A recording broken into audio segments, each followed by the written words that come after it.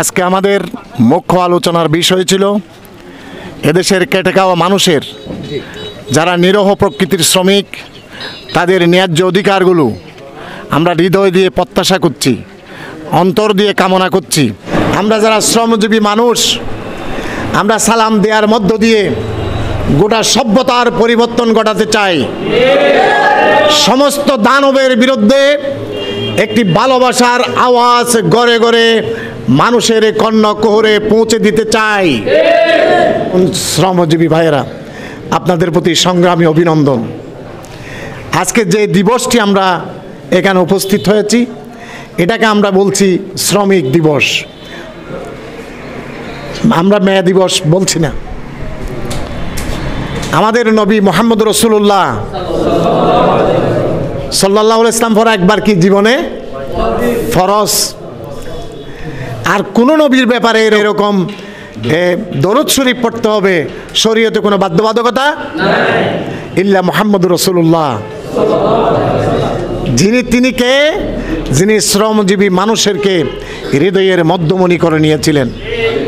তিনি শ্রমজীবী মানুষকে পৃথিবীর সেরা মানুষ হিসাবে ঘোষণা দিয়েছিলেন। শ্রমজীবী মানুষগুলোকে জান্নাতে তার সাথে মিলনের সুব্যবস্থার ঘোষণা দিয়েছিলেন। আশরায়ে মুবাশশারার সদস্যদেরকে পড়াশোনা করলে, অধ্যয়ন করলে অধিকাংশই শ্রমজীবী মানুষ ছিলেন। মুহাম্মদ রাসূলুল্লাহ সাল্লাল্লাহু আলাইহি ওয়াসাল্লাম শ্রমজীবী মানুষকে ভালোবাসতেন। তিনি নিজেও শ্রম দিতেন, নিজে কাজের ইশারা দিতেন, আর রাসূলুল্লাহ সাল্লাল্লাহু আলাইহি ওয়াসাল্লাম দুই হস্তে কাজ শুরু করে শ্রমিকদেরকে উৎসাহিত করতেন। আমরা সেই মুহাম্মদ রাসূলুল্লাহ সাল্লাল্লাহু আলাইহি ওয়াসাল্লামের উম্মাত, সেই মুহাম্মদ রাসূলুল্লাহর আদর্শকে আমরা লালন করি, সেই মুহাম্মদ রাসূলুল্লাহর আদর্শকে আমরা ধারণ করি। প্রিয় শ্রমিক ভাইয়েরা, আপনাদের বিবেকের দরবারে, আপনাদের হৃদয়ের দরবারে, আপনাদের চেতনার দরবারে, আপনাদের আবেগের দরবারে একটি কথা পৌঁছে দিতে চাই। আল্লাহর উলুহিয়াত, আল্লাহর রুবুবিয়াত প্রতিষ্ঠা করা। তাবারাকাল্লাযী বিয়াদিহিল মুলক ওয়া হুয়া আলা কুল্লি শাইইন কাদির ওয়া হুয়া শারফুন নাস ওয়া যিকরুহুম ওয়া ইজ্জুহুম ওয়া মাসদাহুম। তাবারাকাল্লাযী বিয়াদিহিল মুলক ওয়া হুয়া আলা কুল্লি শাইইন কাদির। সার্বভৌমত্বের মালিক, নিরঙ্কুশ ক্ষমতার মালিক, জীবন দেওয়ার মালিক, জীবন নেওয়ার মালিক, বিপদ দেওয়ার মালিক, বিপদ না দেওয়ার মালিক, সন্তান দেওয়ার মালিক, সন্তান না দেওয়ার মালিক, টাকা দেওয়ার মালিক, টাকা না দেওয়ার মালিক, সার্বভৌমত্বের মালিক, ক্ষমতা এবং ইজ্জত দেওয়ার মালিক কে? আল্লাহ। এই দাওয়াতটুকু আপনাদের বিবেকে আমরা দিতে আসছি, এই আহ্বানটুকু আপনাদের বিবেকে আমরা দিতে আসছি।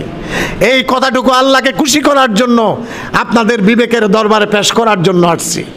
আমরা আল্লাহর উলুহিয়াত প্রতিষ্ঠা করতে চাই, আমরা আল্লাহর রুবুবিয়াত প্রতিষ্ঠা করতে চাই। মধ্যখানে উপজেলা চেয়ারম্যান হওয়া, ইউনিয়ন পরিষদের চেয়ারম্যান হওয়া, মন্ত্রী হওয়া, মিনিস্টার হওয়া, সরকারি পদস্থ কোনো কর্মকর্তা কর্মচারী হওয়া আমাদের কারো লক্ষ্য, অভিন্ন চিন্তা আমাদের নাই। আলহামদুলিল্লাহ, আমাদের লক্ষ্য এবং চিন্তা, আমাদের অভিন্ন যাত্রা তাবারাকাল্লাযী বিয়াদিহিল মুলক ওয়া হুয়া আলা কুল্লি শাইইন কাদির। এটাই আমাদের বক্তব্য। এই বক্তব্যটুকু বাংলাদেশ শ্রমিক কল্যাণ ফেডারেশনের ব্যানারে আপনি রিক্সা ভাই, আপনি ঠেলা গাড়িওয়ালা ভাই, আপনি কলার কৃষক ভাই, ট্যাক্সির ড্রাইভার ভাই, আপনি আমার ভাই, আপনার মর্যাদা যেমন আমারও মর্যাদা তেমন, আপনি আপনার জায়গায় যেমন আমি আমার জায়গায় তেমন। আপনি আমার মাঝে কোনো ভেদাভেদ নাই। আপনাকে দেখলে আপনার গাম মুছে দিতে পারলে আমি খুশি হই, আপনাকে বুকে জড়িয়ে দিতে পারলে, আপনাকে বুকে জড়িয়ে দিয়ে আদর করতে পারলে আমরা খুশি হই।